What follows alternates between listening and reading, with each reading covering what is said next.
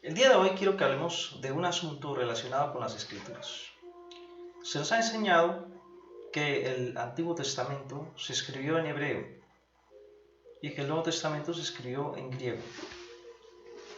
Tengo en mis manos una Biblia utilizada por el protestantismo que se llama la Reina Valera, con la cual he realizado varias de mis citas. Los protestantes suelen decir que la Biblia que utiliza la Iglesia Católica contiene textos apócrifos, que son los deuterocanónicos. Libros como el Eclesiástico, Sabiduría, que ellos califican de no inspirados por Dios. Dicen, son apócrifos, no deberían estar en las Escrituras. Sin embargo, quiero mostrar un caso, un ejemplo sencillo, tratando de resumir lo más posible. Hay una referencia en el Nuevo Testamento que hace mención a una profecía de Isaías, en la cual el profeta Isaías dice: la Virgen concebirá y dará a luz un hijo. En el Nuevo Testamento, cuando citan a Isaías, dice partenos, en griego koiné, partenos. Esta palabra significa virgen.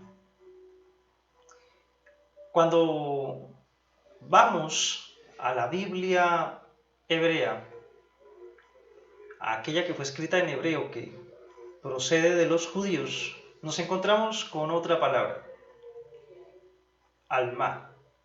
La palabra alma no significa virgen, significa mujer joven. Los judíos dicen que para que signifique virgen debe decir betulá, pero dice alma. Pregunta para todo el cristianismo: ¿los autores del Nuevo Testamento se equivocaron? Los autores del Nuevo Testamento no sabían que la palabra alma no se traduce como virgen, sino como mujer joven. ¿Qué sucede aquí? La verdad es que no.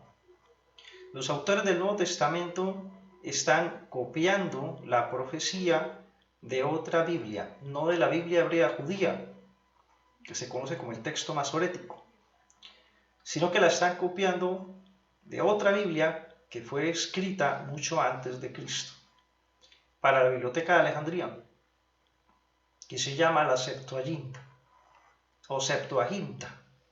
o Biblia de los 70. Esta Biblia fue una traducción que hicieron 72 sabios judíos para la Biblioteca de Alejandría, del hebreo al griego. De tal manera que las copias que aún se conservan de la Septuaginta están en griego, no en hebreo. Cuando vamos a revisar el pasaje de Isaías en la Septuaginta, dice partenos, es decir, virgen. O sea, la Virgen concebirá y dará a luz un hijo. Igual a como citan los evangelistas. Esto nos conduce a pensar que los evangelistas, cuando hacían las citas o las referencias al Antiguo Testamento, utilizaban la Septuaginta. Esto es un ejemplo que lo demuestra, que prueba que es así. Porque según los judíos, la Biblia hebrea dice es alma, y alma no se traduce como virgen. Ahora la pregunta que resta es, una vez ya sabiendo que los evangelistas, cuando hacían las citas, utilizaban la Septuaginta y no directamente la Biblia hebrea, entonces surge otra pregunta: ¿por qué existe tal diferencia? La acusación de los judíos es que los evangelistas no sabían traducir, utilizaban erróneamente la palabra alma para decir virgen. Desde el punto de vista del cristianismo, esto no puede ser admitido. En otros videos mostré cómo, desde el punto de vista de los samaritanos, existe todo un estudio a través del cual se sostiene el argumento de que los judíos metieron mano a las escrituras y alteraron el 10º mandamiento, de los 10 mandamientos. Los invito a que vean este video. Se encuentra en la serie llamada La verdad sobre los 10 mandamientos. Pero continuando acá con el tema, la referencia de los samaritanos sirve para sostener otro argumento, y es la posibilidad de que los judíos hayan metido mano a las escrituras también, con el fin de alterarlas y buscar la forma de que no haya mención a Jesús. Y para muchos puede sonar disparate, para muchos puede parecer que es falso. Pero tengo otro ejemplo. Hay muchos, pero tengo otro. El Señor Jesucristo en los Evangelios cita un salmo, el Salmo 110, y dice: dijo el Señor a mi Señor, siéntate a mi diestra, hasta que ponga a tus enemigos por estrado de tus pies. Es lo que dice el Salmo. Y Jesús pregunta: si David le llama Señor, ¿cómo entonces el Mesías es su hijo? Esto quiere decir que según el Señor Jesucristo, el que está pronunciando el Salmo es el rey David. Es el que lo pronuncia. Y dice: dijo el Señor a mi Señor. Mi Señor no puede ser el mismo David, sino que es Señor del rey David. Pero cuando vamos a los estudios de los judíos que recurren a la Biblia hebrea, lo vamos a encontrar que dice Salmo para David. Mismor le David, en la Biblia hebrea, Mismor le David. Y lo traducen como Salmo para David. Hay referencias que traducen Salmo de David, pero en varios estudios he encontrado Targum, que es la interpretación aramea de la Biblia hebrea.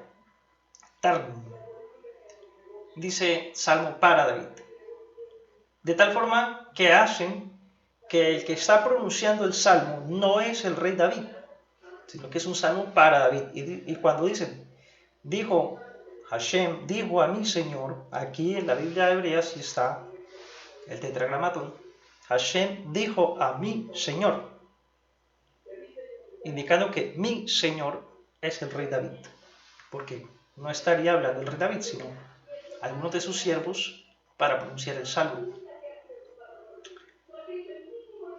Si vamos a la Septuaginta, volvemos a encontrar que la cita está como Jesús la dice, y no como los eruditos judíos lo señalan de acuerdo a la Biblia hebrea. Dice Salmo de David, es decir, que el que pronuncia el salmo es el rey David. Así tenemos entonces dos ejemplos claros que nos permiten pensar qué sucede entonces con la Biblia hebrea. Los rollos de Qumran del Mar Muerto sitúan los textos hebreos encontrados, los más antiguos, el compilado más antiguo de la Biblia hebrea, entre el siglo III y el siglo I después de Cristo. Podríamos suponer que el hipotético concilio de Yamnia fue real. Esto es, un supuesto concilio en el cual los judíos de Jerusalén se reunieron para dar forma al canon bíblico, cosa que ya se había hecho con la Septuaginta, pero que de alguna manera se había que renovar para dar modificaciones, empezando por el supuesto argumento del culto al hebreo. Lo llamo así el culto al idioma hebreo, porque supuestamente la Biblia, los textos, el Tanaj judío, no podía ser traducido y tenía que utilizarse el idioma hebreo. Y es un supuesto, pero curiosamente suceden estas discrepancias con la Septuaginta. Es un supuesto, pero también, curiosamente, habría sucedido, hipotéticamente, la eliminación de los textos deuterocanónicos.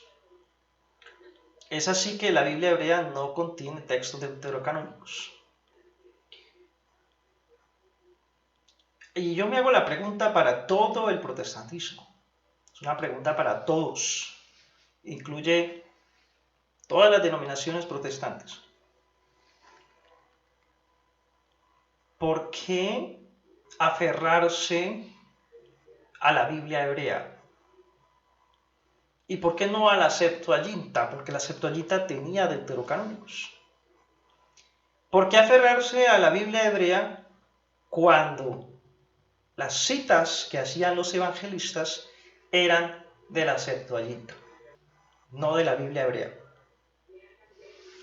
Y si citan la Septuaginta, ¿por qué entonces se aferran al canon judío, al canon hebreo, que eliminó los deuterocanónicos? Hay mucha gente que piensa que los deuterocanónicos fueron agregados por la Iglesia Católica. Pero basta ir a revisar la Septuaginta, que es anterior a Jesús. Entonces le dejo la pregunta a todos los protestantes. ¿Cómo es posible que prefieran aferrarse a la Biblia hebrea que a la Septuaginta, sabiendo que los evangelistas citaban la Septuaginta? ¿Y saben por qué? Posiblemente. Y me pueden corregir en los comentarios. Estaré atento. Posiblemente porque habría que darle la razón a la Iglesia Católica. Bien, hasta aquí. Nos vemos en un próximo video.